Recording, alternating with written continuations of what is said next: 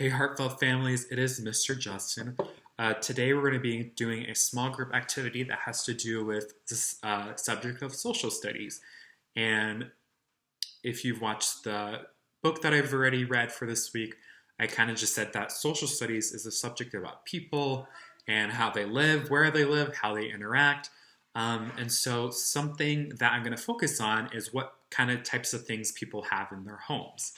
And so what I was able to do, and there's a couple ways you can go about doing this project. For me, the easiest was I went on my computer, and you can have your help with your parent to help you on the computer, and maybe your parent can help print out pictures of different appliances and utilities and things that you use within your home.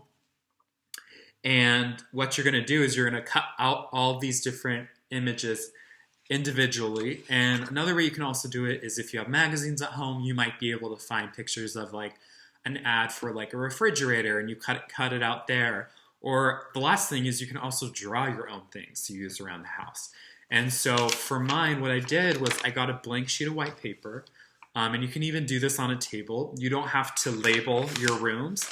What I did is I got a blank sheet of paper and I made a bunch of squares and rectangles.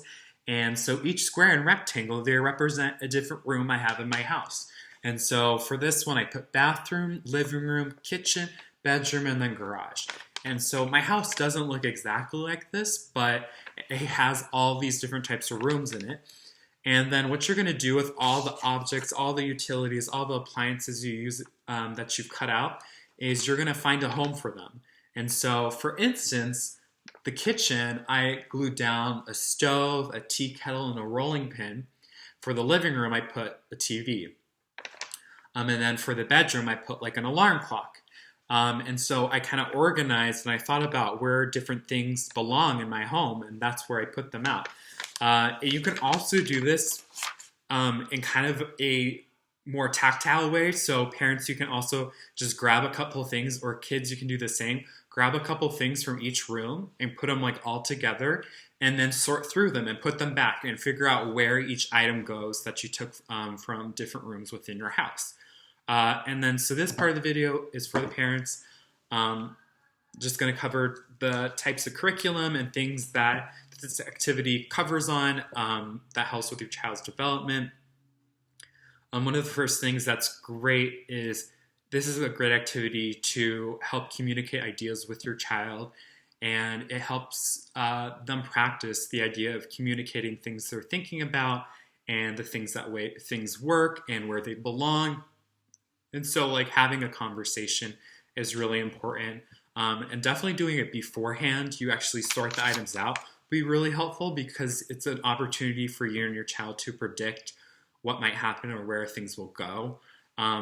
And this activity also covers just the subject of classifying and being able to separate and classify materials based on where they belong, based on their function. And then it helps them also draw conclusions, which is a great skill in general. It's also a great skill for math and like science, and it helps children basically understanding and taking information from the whole activity and their experiences and kind of their observations, and making a kind of decision on, especially in this activity, drawing the conclusion would be basically deciding where a certain item or object will go within the house. And then this is a great activity for your kids to understand different tools and technologies and what functions they do within the house.